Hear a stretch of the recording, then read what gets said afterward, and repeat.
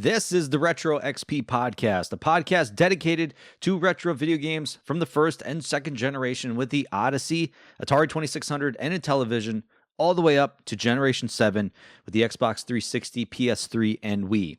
On today's episode, I'll be talking about the infamous video game crash of 1983, which saw Nintendo poised to usher a turnaround in the industry that pushed the medium forward in ways we could have only imagined at the time, and we're still feeling the effects of to this day.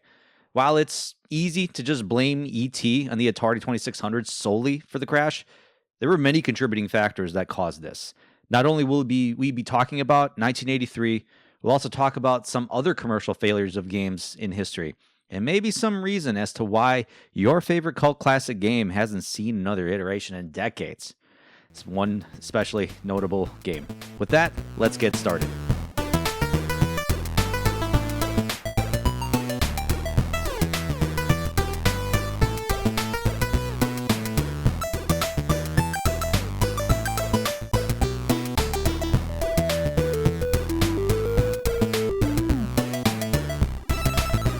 Retro XP is now part of the Hair of the Dogcast network. The network has tons of bonus content and episodes on Patreon at patreon.com/hairofthedogcast. So help support us by donating and getting access to bonus episodes and access to the exclusive Discord community. Otherwise, you can follow me on X, Threads, and Instagram at RetroXPodcast. Whatever podcast platform you're listening to this on, be sure to follow and enable notifications so you can find out when I drop a new episode. Episodes are also live on YouTube, and follow me there as well at RetroXPodcast. So jumping right into the topic, this video game crash in 1983, which is known as Atari Shock in Japan, was a large-scale recession in the video game industry that occurred between the years 1983 to 1985 in the United States, I would say almost exclusively. While, like I said earlier, not solely caused by the E.T. game, the crash was attributed to several other factors. One major reason including market saturation in the number of video game consoles and available games, many of which were just poor quality. This was at the time as well when home computers were actually hitting the market and not only were becoming more affordable, but also more desirable in its abilities to not only just play games, but also for other useful functions for the family.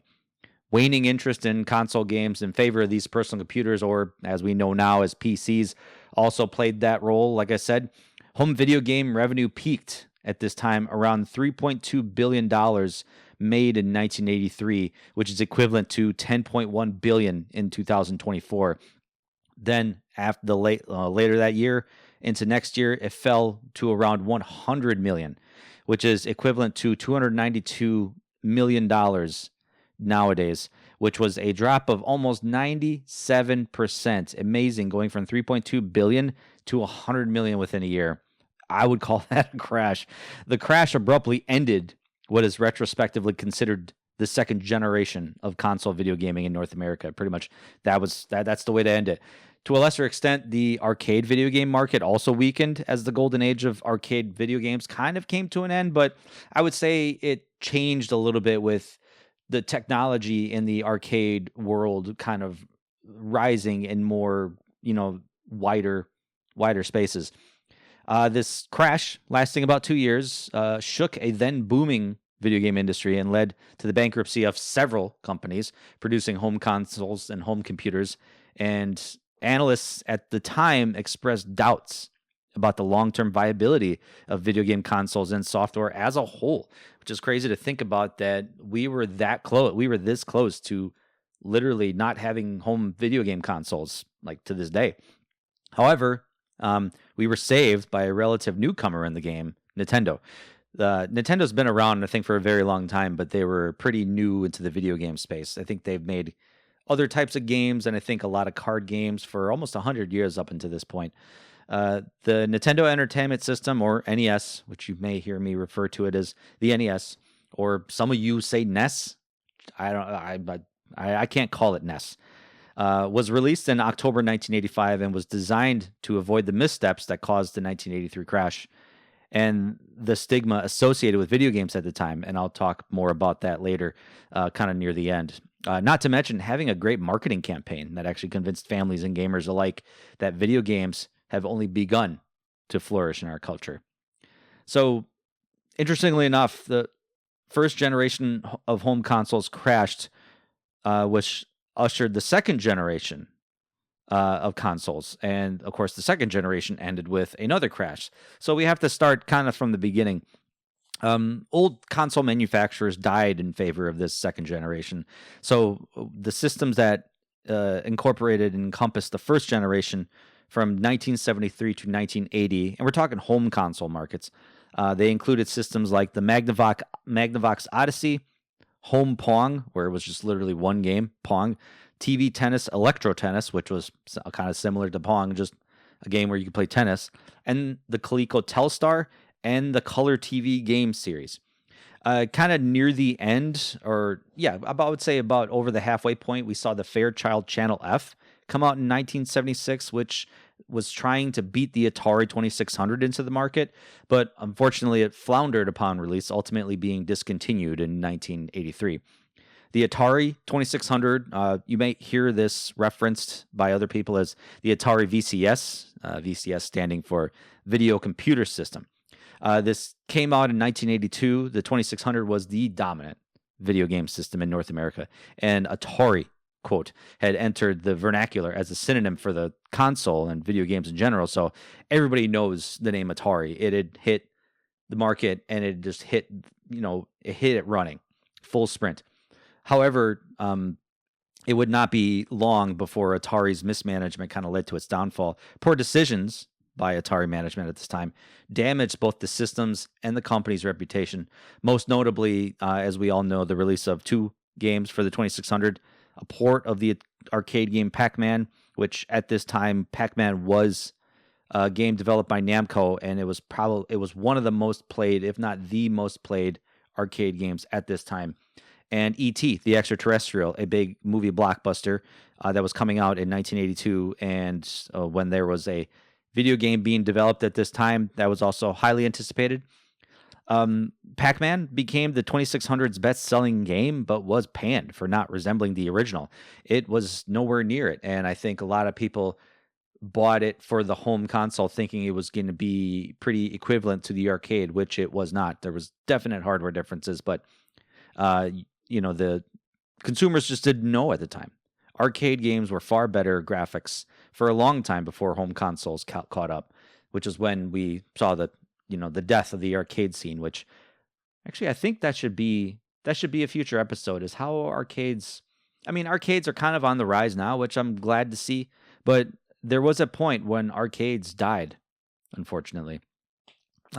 E.T. was rushed to the market for the holiday shopping season and was, pretty much panned, as we all know. I think that's pretty much common knowledge. Both games, coupled with a glut of third-party shovelware, were factors in ending Atari's dominance in the console market, which was a major contributor to the video game crash of 1983 that we talked about. So Warner, who was one of the co-founders of the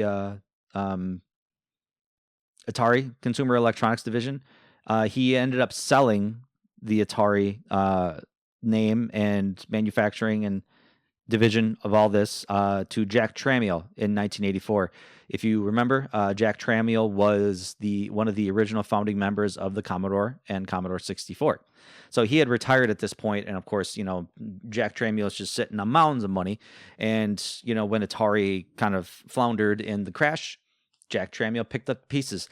In 1986, it's now called Atari Corporation, under Tramiel, released a revised low-cost 2600 model. So, I don't know how much low cost it was, but, it was probably enough for people to, almost like a easy purchase. It's like, yeah, sure, I'll buy another 2600.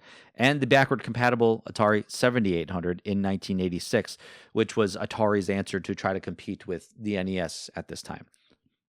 During this time in the late 70s and early 80s, with the rapid growth of the video game industry, it all led to just a hugely increased demand, in which manufacturers overprojected, unfortunately. In 1983, an analyst for Goldman Sachs stated that the demand for video games was up 100% from the previous year. However, manufacturing output overcorrected by increasing its output to 175%. creating a significant surplus. That's almost double.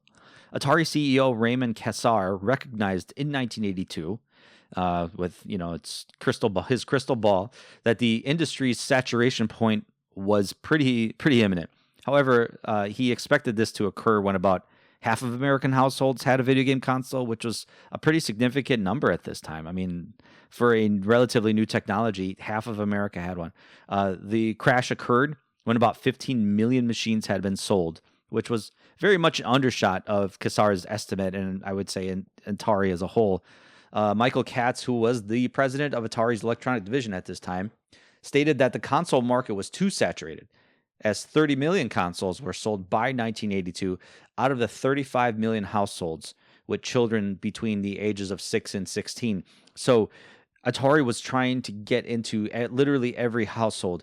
And when they were looking at the numbers, like I said, by 1982, it was well over half of households that had the Atari system in their house. So an interesting article that I found in October of 1983 in the New York Times, it was titled "Video Game Industry Comes Down to Earth." It's a very interesting article, and I'll link it in my description.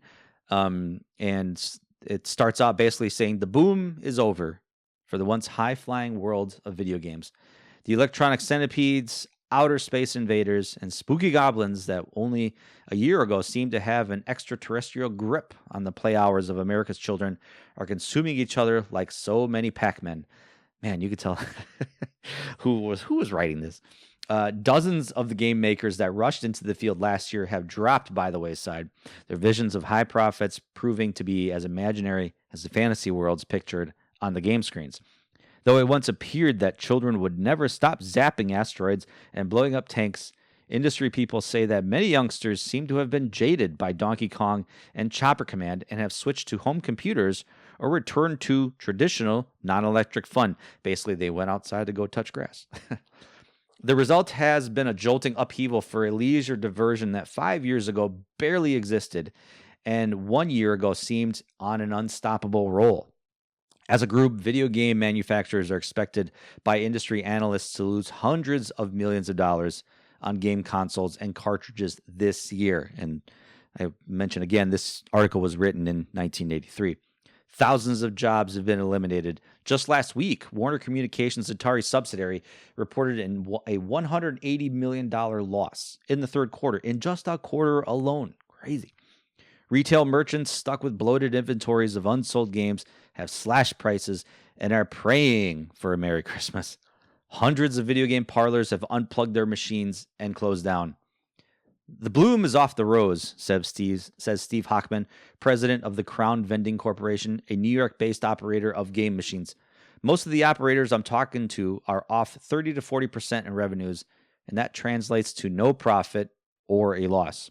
Too many machines are chasing too few quarters, which is, when I mention video game parlors, I'm mentioning video game arcades, so to speak. We think video games are still a viable product for Christmas, said the president of a northeastern retail chain who asked not to be identified, but they no longer have appeal as a 12-month item. He said game sales at his stores have plummeted 50% this year, adding, "It's just a product that's run its course." It's crazy to think about that. The boom and the rise happens so quick. So quick. When we think about software manufacturing nowadays, we look at them as first-party developers and third-party developers. And I'm not talking on the article anymore. I'm moving on. Nintendo, who manufactures consoles, produce their own games that are exclusive to their consoles, like Mario games, Zelda games, Pokemon titles. Those are considered first-party. Third-party developers like Capcom and Konami are considered third-party. They don't necessarily develop titles exclusive to systems, but also have to appease the first-party overlords to allow them to publish games on their systems. Depending on the stipulations, first-party manufacturers like Nintendo, Atari, of course at this time, and others could veto or block games from their release. And I'll talk more about this specific topic near the end of the episode, which kind of coincides with how Nintendo was able to bring games back from the brink and bring quality to the games. Prior to 1979, there were no third-party developers, with console manufacturers like Atari publishing all the games for their respective platforms. This, of course, changed in 1979 when Activision was founded by 4 former Atari video game programmers who left the company because they felt Atari developers should be receiving the same recognition and accolades, specifically in sales-based royalties and public-facing credits. So they should be well known as like who these are the people that are developing your games instead of just, hey, Atari is making this game. As the actors, directors, musicians working for Atari at the time, they thought they should have been given more upfront notice, I guess. Already being quite familiar with the Atari 2600, the 4 programmers developed their own games and cartridge manufacturing process. So we're talking guys on the inside that knew what to do. Atari quickly sued to block sales of Activision's products, but failed to secure a restraining order, and they ultimately settled the case in 1982. While the settlement stipulated that Activision pay royalties to Atari, the case ultimately legitimized the viability of third-party game developers. Activision, as we're still seeing around to this day, and fortunately they're owned by Microsoft right now, Activision's games were as popular as Atari's, with one of their biggest games that they released in 1982 was Pitfall, which sold over 4 million units, and that was probably one of the bigger and more popular third-party games at this time, which was a standout amongst all the other third-party games that came out. Prior to 1982, Activision was one of only a handful of third-party publishing games for the Atari 2600. By 1982, Activision's success emboldened numerous other competitors to penetrate the market. However, at this time, Activision co-founder David Crane observed that several of these companies were supported by venture capitalists attempting to emulate the success of Activision. They wanted a piece of that pie. Without the experience and skill of Activision's team, these inexperienced competitors mostly created games of poor quality, which Crane notably described as the worst games you can imagine. That's what I think a lot of these other developers and publishers fail to understand, that Activision was successful because they knew the hardware.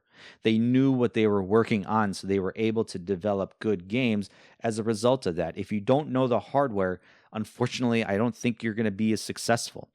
While Activision's success could be attributed to the team's existing familiarity with the Atari 2600, and I would say it is not could be, it was, other publishers didn't have that advantage, like I said.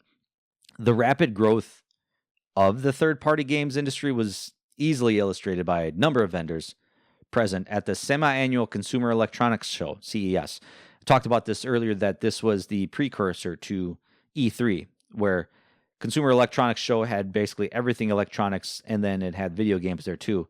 But video games had, over the years, have become such a dominant force that they just went over and said, hey, let's have our own video game show. According to Crane, the number of third-party developers jumped from 3 to 30 between 2 consecutive events, which is crazy. At the summer 1982 CES, there were 17 companies, including companies like MCA, Fox Video Games, and they all announced a combined of 90 new Atari games. By 1983, an estimated 100 companies were attempting to leverage the CES into a foothold into the market. At this time, 158 different vendors had developed for the Atari 2600. In June of that same year, Atari games on the market numbered just 100, which grew to over 400 by December. A time between over 6 months, from June to December, it had almost tripled the amount of games that just hit the market. So imagine the flurry that you're experiencing when you go to a store and it's almost like every week you're seeing more and more new games just hitting the shelves, and you're like, what is all this? Experts at this time predicted a glut in 1983, with only 10% of the games producing 90% of sales, which I would say is an interesting metric in terms of anything. Like it's almost like similar to like the 80-20 rule, where like 20% of any sort of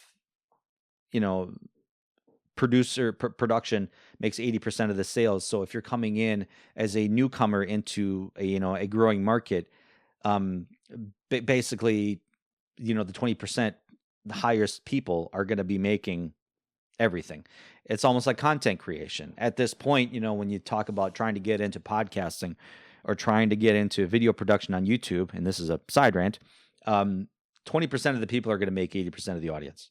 It's just the way it is. So it's harder for even someone like me to get into this market of an already oversaturated retro video game market. But, I'm doing this because I just like talking about retro games. That's it.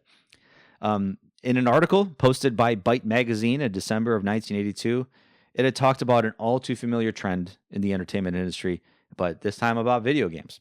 This is a quote from the article. In 1982, few games broke new ground in either design or format. Regrettably, the trend toward uniformity may continue to be characteristic of computer gaming. There are two primary reasons for this: commercial marketing trends and the design imbalance of most games.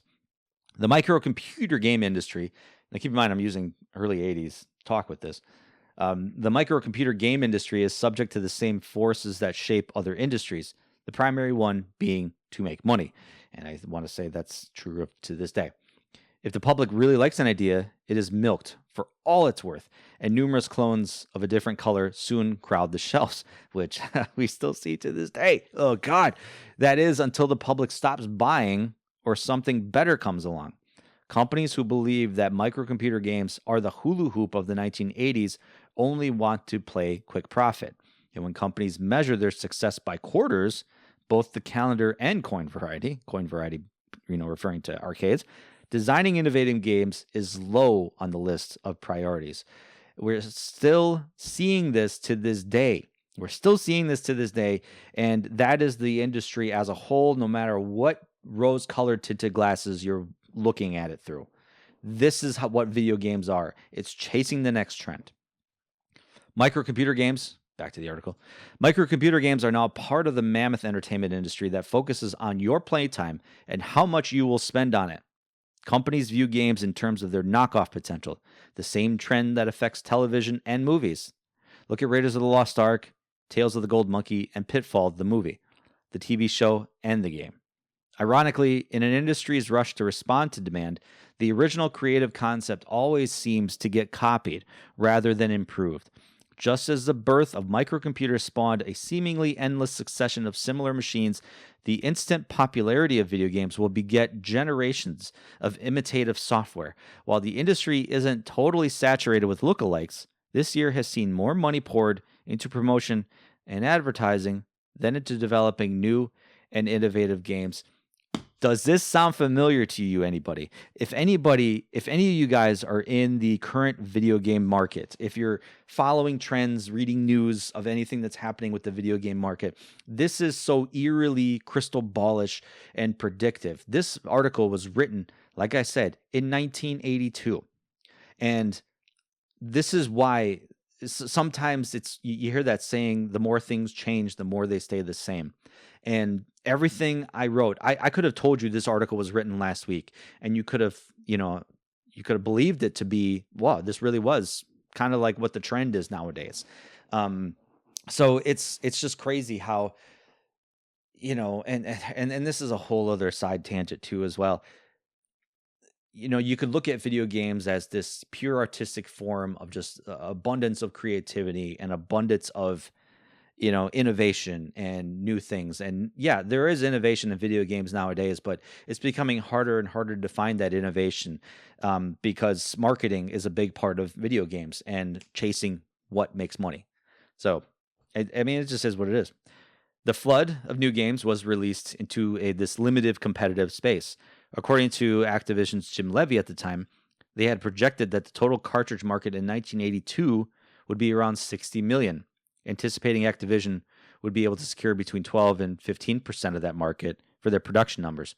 However, with at least 50 different companies in this new market space, and each having produced between 1 and 2 million cartridges each, respectively, along with Atari's own estimated 60 million cartridges in 1982, keep up, there was over 200% production of the actual demand cartridges in 1982, which contributed to the stockpiling of unsold inventory during the crash. That's why if you're going around trying to buy retro games and you're wondering why Atari games are still cheap to this day, because there was an overabundance at this time.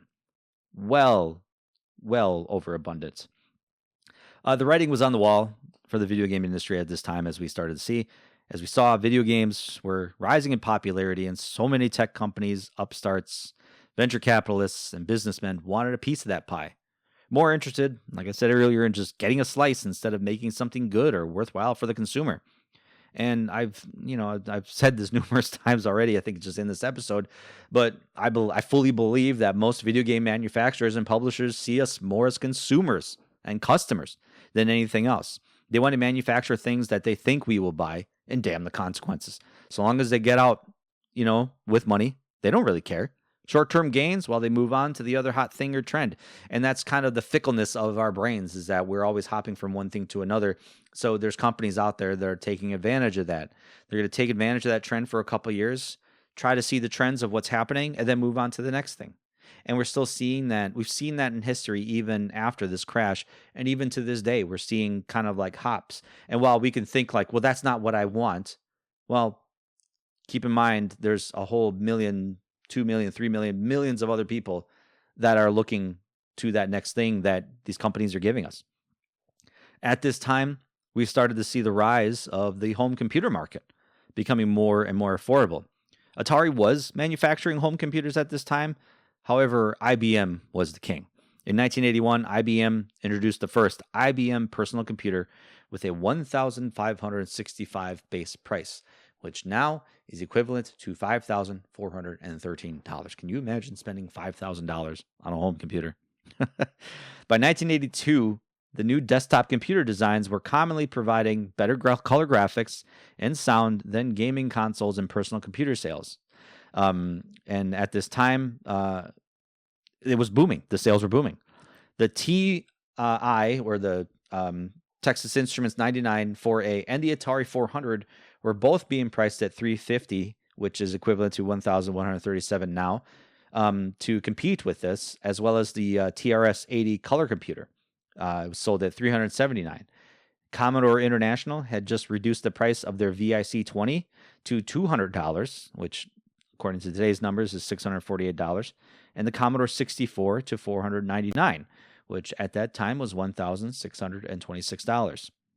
If you want some more information on Commodore or Commodore 64, check out one of my older episodes on the Commodore 64 and its rise and fall and eventual resurrection that we're seeing now live.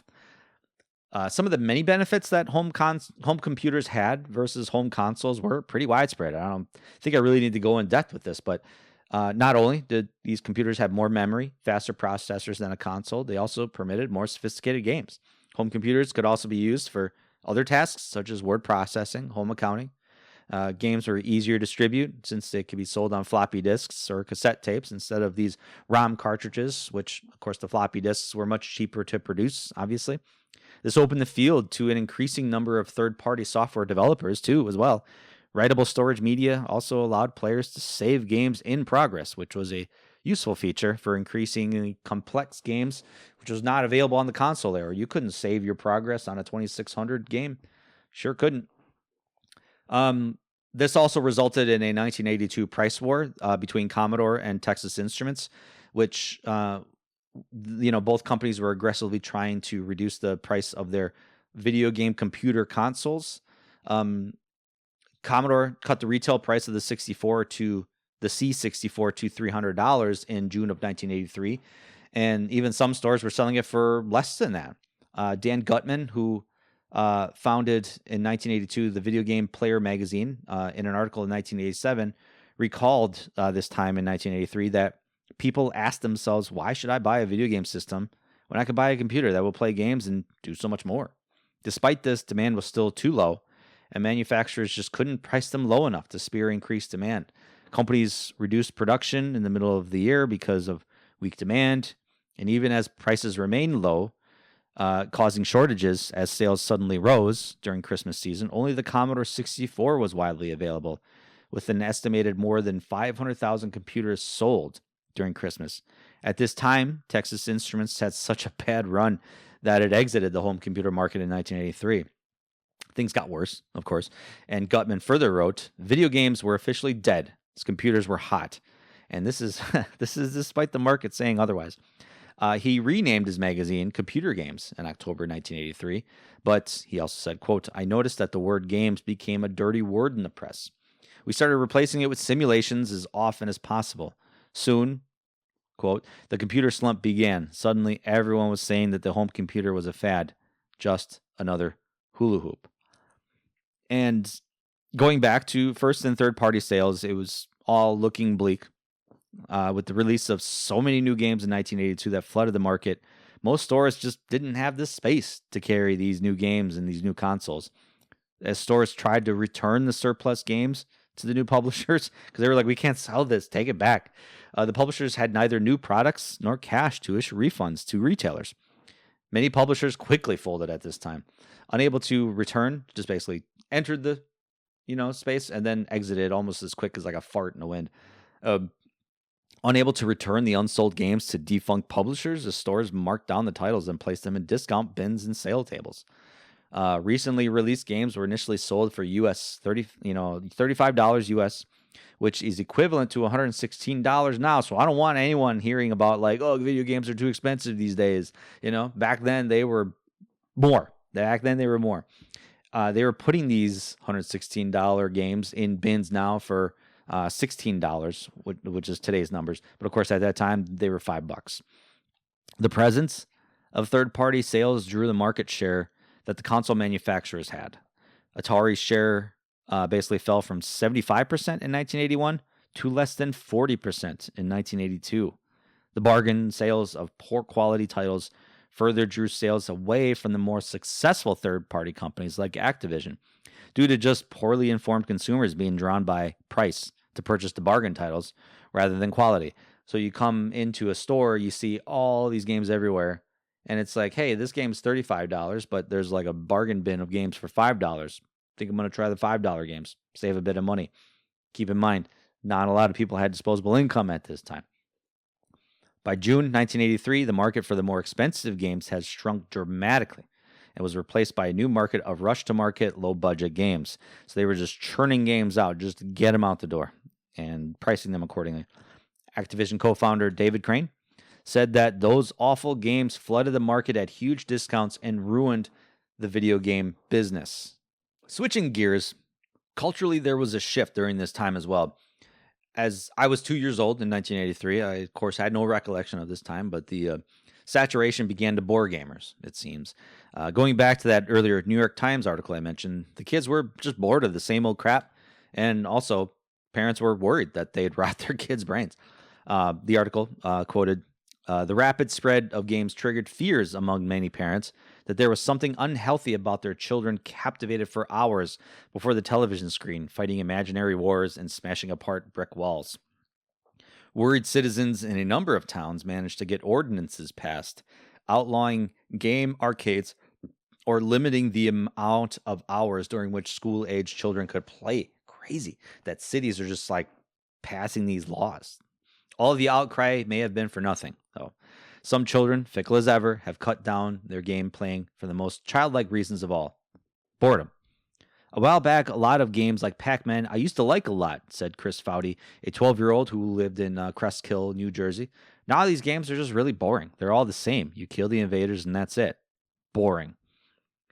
Video games weren't doing anything new or exciting to keep things interested, and as with every new entertainment medium that hit our hands generationally, parents were always skeptical of their effects on their kids.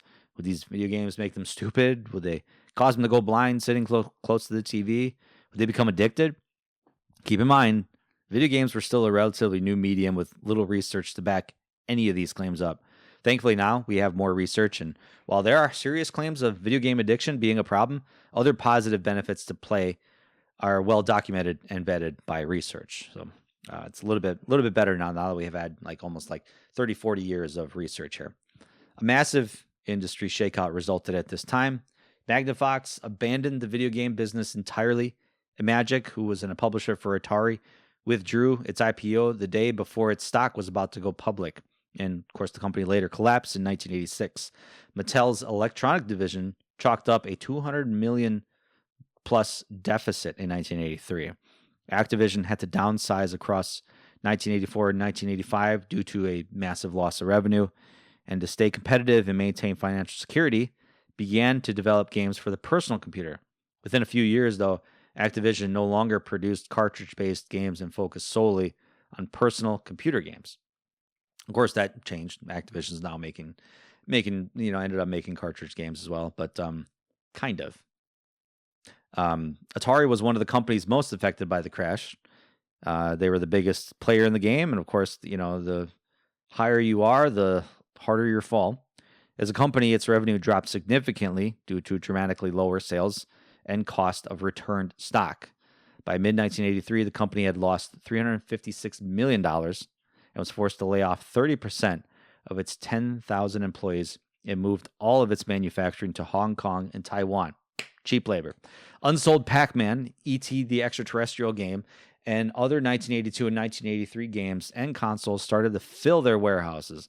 In September of 1983, Atari discreetly, you may have heard this story, Atari discreetly buried much of this excess stock in a landfill near Alamogordo, New Mexico, though Atari did not comment about their activity at this time. So it was a rumor for years. Misinformation related to sales of Pac-Man and E.T. led to this urban legend of the Atari video game burial that millions of unsold cartridges were buried there. Atari's burial remains an iconic representation of the 1983 video game crash. It was so bad that they just had to bury it. By the end of 1983, Atari had over $536 million in losses, leading to Warner Communication, the company that had Atari at the time, to sell Atari's consumer products division in 1984 to Jack Tramiel, who had recently departed Commodore International. Talked about that earlier. There's really good documentation, and I think there's a documentary online somewhere that chronicles the dig of this burial site. And I want to say it was about 10 years ago that this rumor led to be true, and all these cartridges were dug up.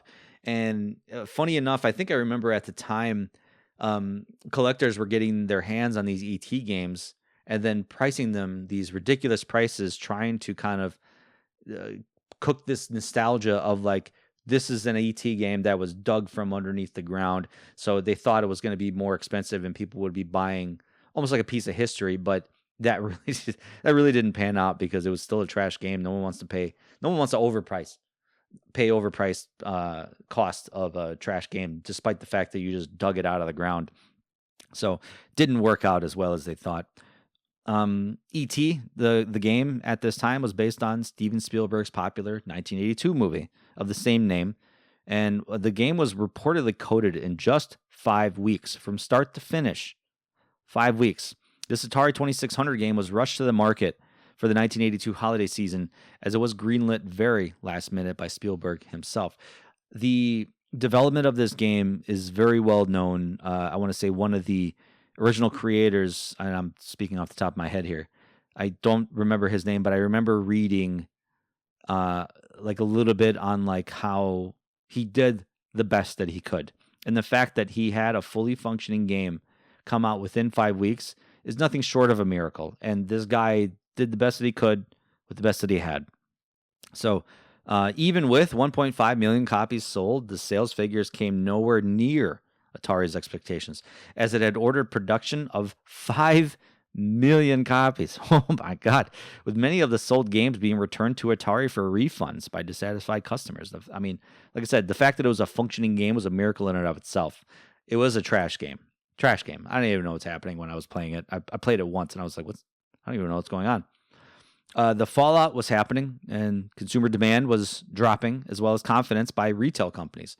This lack of confidence in the video game sector caused many retailers to just stop selling video game consoles entirely and games, or reduce their stock significantly, reserving floor or shelf space for other products. Retailers established to exclusively sell video games just ended up folding, which impacted sales of personal computer games as well.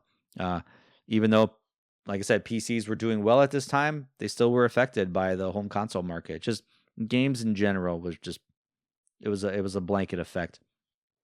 The full effects of the industry crash were not felt until 1985, really. Despite Atari's claim of 1 million in worldwide sales of its 2600 game system that year, which, I mean, who knows if that's even accurate, recovery was still slow.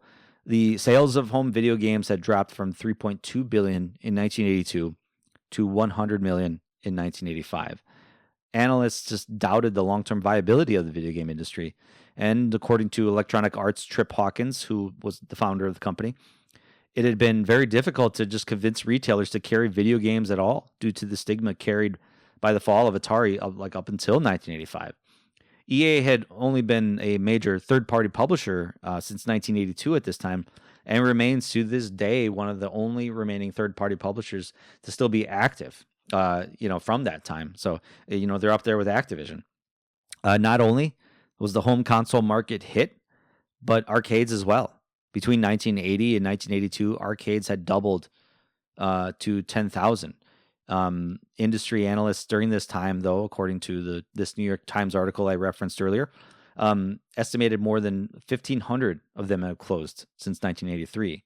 And to continue on the article, Christopher Kirby, an analyst with Sanford Bernstein and Company, estimated that revenue at the arcades are off 40% and profits are down 75%. Competition has become so fierce that a number of arcades offer as many as 10 game tokens for just $1, as opposed to the customary 4, because that's where the popping quarters. Each gameplay was a quarter, so to speak. Some games cost a little bit more. If they were higher tech. Back to the article. Arcade operators are hoping their businesses will be invigorated by the emergence of just something new, some new generation of games that use laser discs to project color pictures onto the screen, just like a movie. The first of these, the most well-known one, as we know, is Dragon's Lair, which was manufactured by Cinematronics, which is attracting many players to many arcades. Dragon's Lair, however, costs about $4,500 to purchase, which was more than twice what other video game machines fetch. And operators, even though they charge 50 cents a game, are jittery about whether they can recoup this investment. And this game costs so much and you die so easily. And, how do you keep pumping quarters in a game that you may not even see the ending to? Still, half a dozen or more Laserdisc machines are expected to be introduced shortly. Parlors, or what we know as arcades, keep in mind this is what they were calling arcades at this time, as video game parlors, that are efficiently operated and marketed. However, report that they are still ahead of the game, though. Arnold Kay, which is the owner of Arnie's Palace in Westport, Connecticut, said business is brisk. He has patterned his parlor after a casino, burgundy carpeting, snuggles on the floor. Attendants are garbled in sports jackets, and there are 100 games to pick from. So basically, it looks like what an arcade looks like now, how we imagine an arcade to look like. Quote, a lot of guys thought you paint the walls and throw the machines, and they were led to slaughter by the exaggerations of the media, Mr. K said. There aren't enough hours in the day to pump quarters in to make that kind of money that the media led everyone to believe was there. So, Christmas being the biggest sale event of the year, and retailers were seeing the writing on the wall with how much video game sales would impact their bottom lines. And they weren't good. Further on to the New York Times article in 1983, like I keep going back to, no matter how much game retailers sell this Christmas season, they are not likely to make much, if any, money. Prices have been slashed to bargain basement levels. Game modules are commonly being sold below cost as so-called loss leaders cartridges. Cartridges are being marked down by 25% or more at many outlets. We dropped video games last Christmas because we got killed in them, said Sandy Ruby, president of Tech Hi-Fi, I think a tech store. It turned into a commodity business rather than a brand business, which means price is everything. Many industry observers foresee a pronounced movement from game machines to home computers, which can figure a family's budget as well as transport the player into outer space. I think video games are a fad that's been eclipsed by computers, said Mr. Kirby. You can sort of look at video games as being the first generation of actual video entertainment. I don't see a large falling off of players who are into games, remarked Roger Sharp of Video Games Magazine. I see a falling off of the transient audience who got into them as a cult thing. Kids will go back to chess or play sports, and video games won't be as much of an obsession because it's not being foisted on them all the time. So they may go see a movie or shoot some hoops instead of just playing video games, but they're still sitting here waiting for this next game. So the crash had all but finished our publishers, retailers, manufacturers, and so on. Atari struggled to stay relevant in this video game space with the future hardware like the 7800, the Atari Jaguar, and the Atari Lynx. Atari Lynx being a portable system, try to compete with the Game Boy. The Atari Panther was supposed to be Atari's answer in the 16-bit generation against the SNES and Genesis, but it was scrapped in favor of the Jaguar. Man, I'm sitting here and I wonder, like, what would it have been like if Atari actually put out the Panther during that time? It's crazy to think about. I wonder if it would have helped or hurt them. I don't know. So how did we get out of this? Obviously, video games nowadays are bigger than any entertainment medium out there. So something must have gotten us out of this. United States at this time in the early 80s, late 70s, was the global leader in video game development and manufacturing, but it was a company out of Japan that led the way in the resurgence of video games into relevancy, as well as other companies from that country following suit. The crash had two long-lasting results. The first result was that dominance in the home console market just left the United States, shifted straight to Japan. The crash, fortunately, did not directly affect the financial viability of the video game market in Japan, but it still came as a surprise there and created repercussions that just changed the industry. It actually scared a lot of them there. And thus, over there in Japan, it became known as Atari shock. Interestingly enough, prior to the crash, Jonathan Greenberg of Forbes magazine predicted this crash in early 1981, that Japanese companies would eventually dominate the North American video game industry, as American video game companies were increasingly licensing products from Japanese companies, who would in turn open up North American branches. As this crash was happening, Japan's game industry started to shift its attention from arcade games to home consoles. You know, some people would know that Nintendo first got its start making arcade games instead of the home systems. On July 15th, 1983, two home consoles released in Japan: the Nintendo Family Computer, which was affectionately known as Famicom, and Sega's SG-1000, which affectionately is known as the Master System. Heralded the third generation of home consoles. These two were very popular, obviously, buoyed by an economic bubble in Japan. The units readily sold and outsold Atari and Mattel's existing systems, and with both Atari and Mattel focusing on just recovering, the Japanese consoles effectively went uncontested over the next few years. By 1986, 3 years after its introduction, 6.5 million Japanese homes, which was 19% of the population, owned a Famicom, and Nintendo began exporting it to the US, where the home console industry was only just recovering from the crash. In late 1985, the Nintendo Entertainment System saw a limited release in North America, with a nationwide release the following year. Following 1986, the industry began recovering, and by 1988, annual sales in the industry exceeded $2.3 billion, with 70% of the market dominated by Nintendo. In the same year, 1986, Nintendo president Hiroshi Yamauchi noted that, quote, Atari collapsed because they gave too much freedom to third-party developers, and the market was swamped with rubbish games.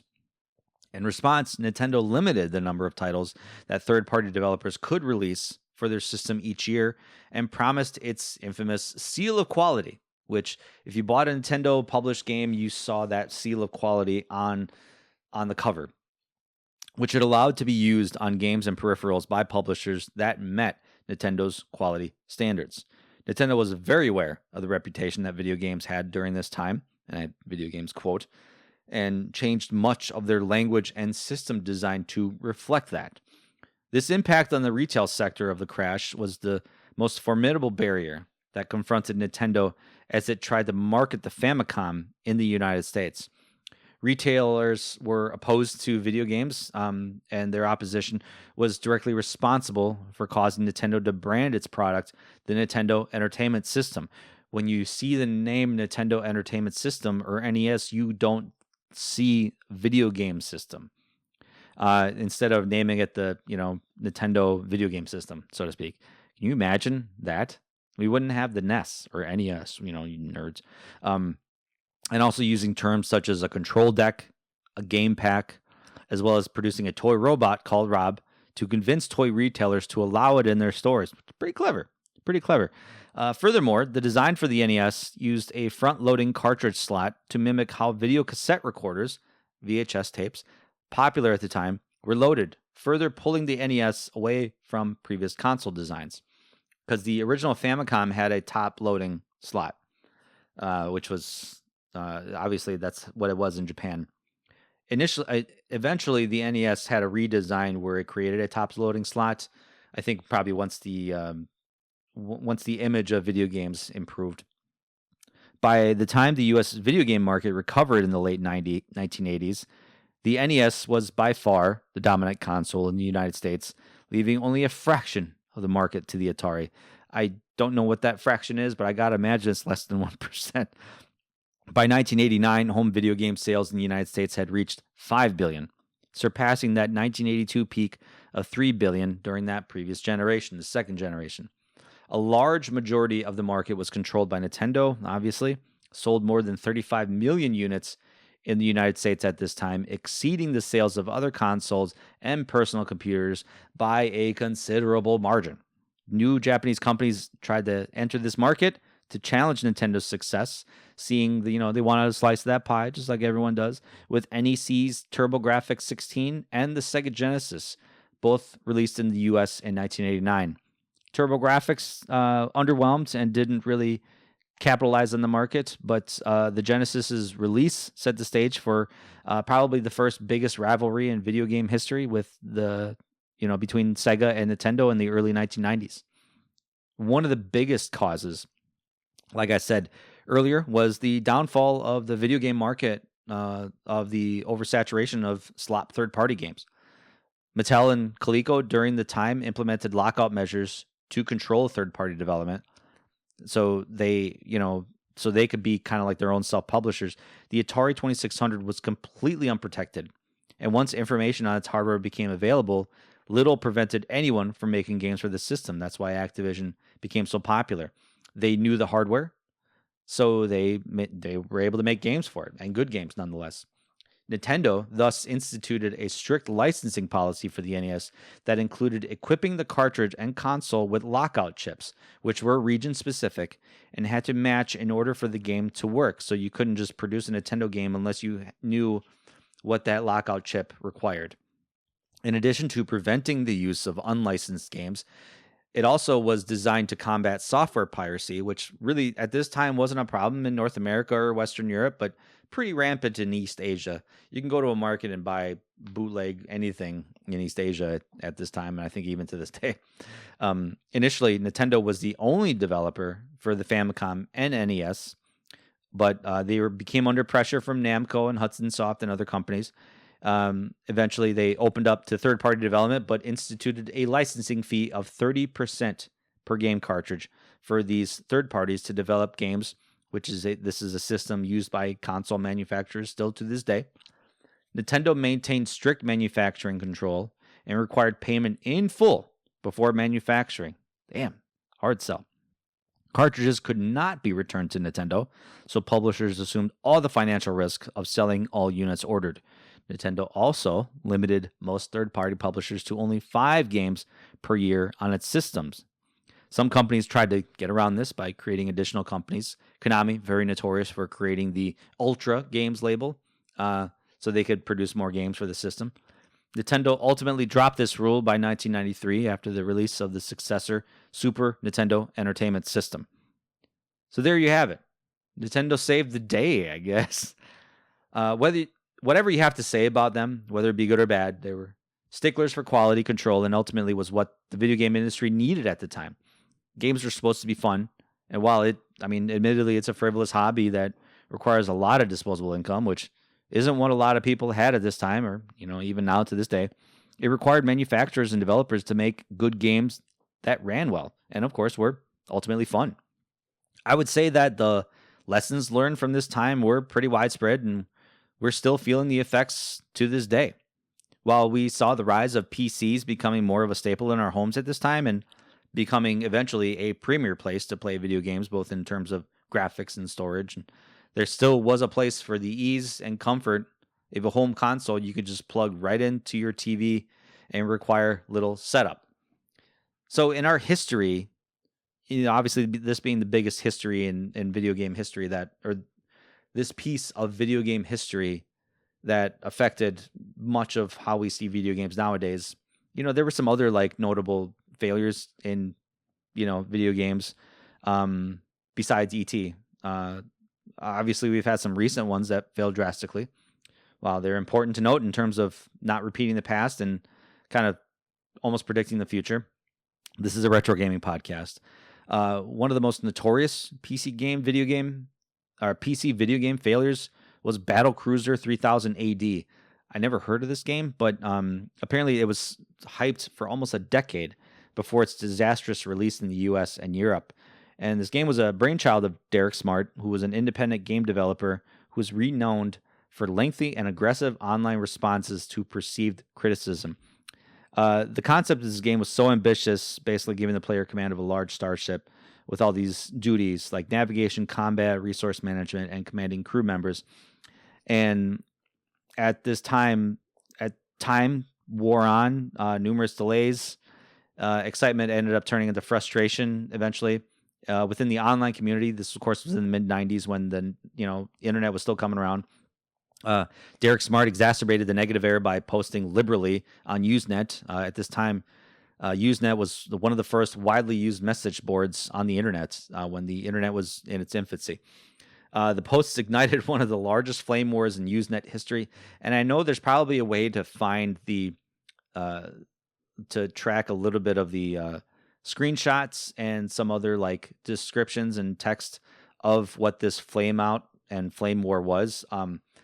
I haven't found any, but of course I barely did any digging for this. During this time, Smart refused to let other programmers to have full access to his code and continued to change directions as new technology became available. I mean, when you have a 10-year life cycle in the mid-90s, technology was going crazy at this time. Daikatana was another notorious PC failure, which was drastically hyped due to creator John Romero's popular status as one of the key designers behind Doom, so there was a name behind it. He was like one of the first video game celebrities when you think about it.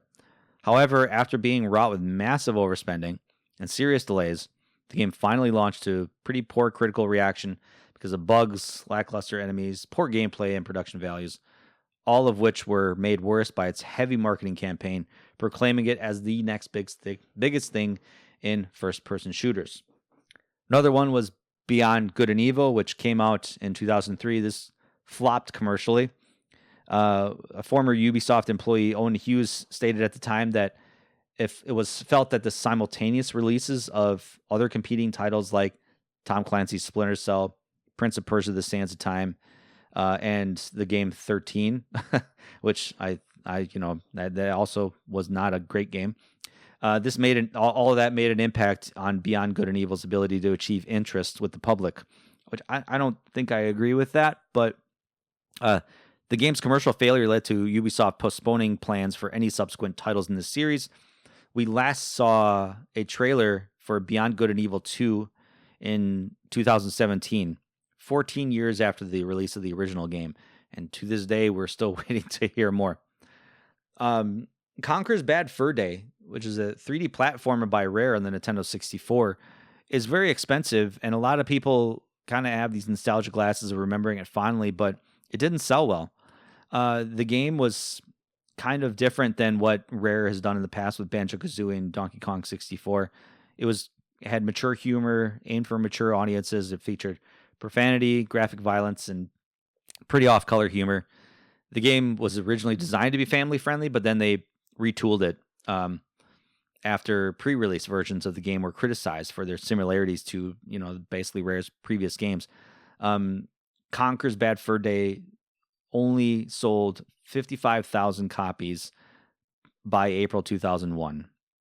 And numerous reasons have been cited for the game's perceived failure to connect with audiences, such as its high costs, advertisements exclusive to the older audience, and its release toward the end of the Nintendo 64's life cycle. I think a lot of people were moving on at this point. The first title released by Ion Storm, who developed games like Deus Ex and Daikatana, Dominion Storm Over Grift 3, it was a real-time strategy game similar to games like Command & Conquer and Warcraft.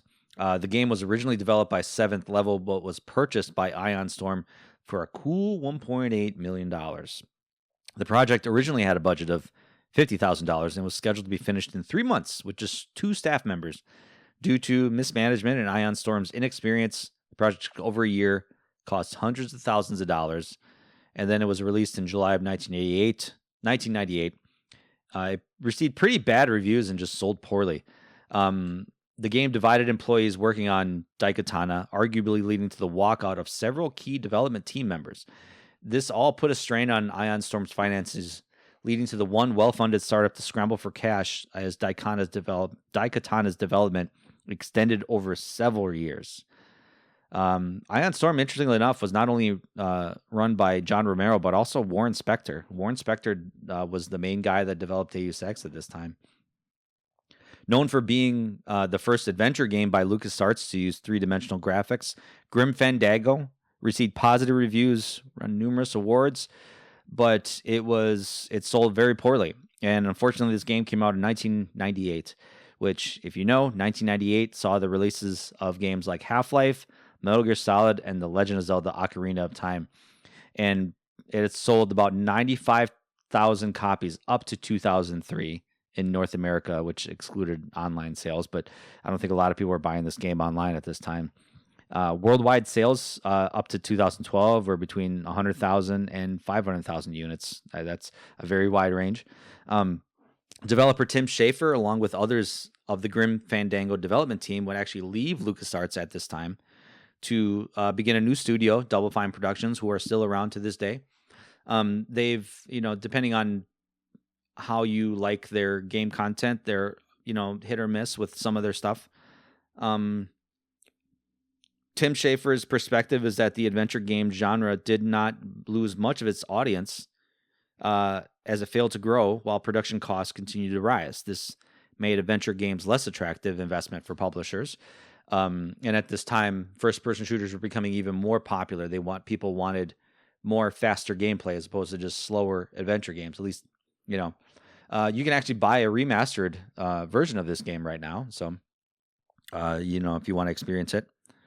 In 1997, after 5 years of development, the game Last Express was a $6 million adventure game of the brainchild of Jordan Mechner, who was the original creator of the Prince of Persia series. So, take all the money, make whatever you want. The game was noted for taking place in almost complete real time, using Art Nouveau style characters that were rotoscoped from a 22-day live-action video shoot and featuring intelligent writing and levels of character depth that were not often seen in computer games at this time. Even with rave reviews, Broderbund, the game's publisher, did little to promote the game. And this is partially in part to the entire Broderbund marketing team quitting in the weeks before its release. Man, dead on arrival. Released in April, the game was not even a success, selling only about 100,000 copies, a million copies short of even breaking even. Lastly, System Shock 2 is the 1999 sequel to the immersive sim System Shock, which came out in 1994. The original game was made by Looking Glass Studios and published by Origin Systems, which was a subsidiary of Electronic Arts at this time. System Shock was critically praised and had modest sales. Irrational Games ended up being formed in 1997 by 3 former Looking Glass employees, and Looking Glass approached Irrational about co-developing a game like System Shock, and after several iterations came to the idea of a direct sequel. System Shock 2 was met with critical praise at release and was named as Game of the Year by several publications, but did not sell well, with only about 58,000 copies selling within 8 months of release. For Looking Glass, System Shock 2, which was similar to Thief the Dark Project at the time, represent games that they had developed with multi-million-dollar budgets that they just could not recoup, and due to mounting debt, they closed in May 2000. Irrational still was surviving at this time.